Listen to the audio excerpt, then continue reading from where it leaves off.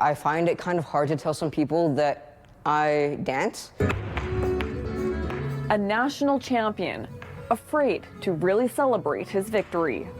14-year-old Brandon Kelly didn't want any of his friends to know he danced after he was first mocked for it years ago. My friend's dad came over and he was like, hey, we're hanging out and eating pizza, can you come over? And I was like, nah, I've got dance. And then he just kind of looked at the ground and kind of started laughing.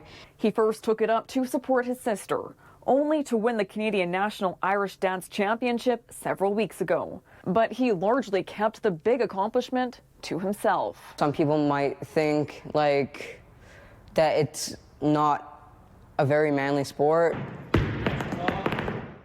His coach and former world champion says he sees this a lot with male dancers, and he went through it himself. I think it's getting better, but there's certainly some stereotypes, and I think people would make fun of me a little bit for it, partially because they maybe didn't understand it fully.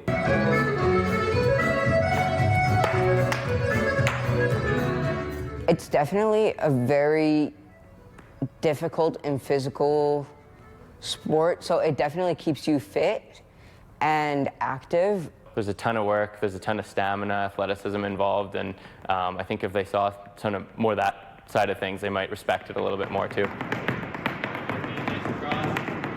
He spends up to 6 days a week, 3 hours a night, working on his craft. In the end, it doesn't matter what anybody thinks.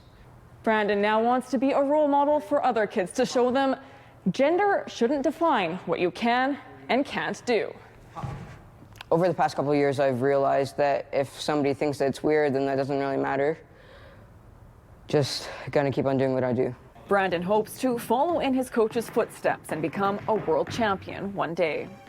In Calgary, Stephanie Lasuk, City News.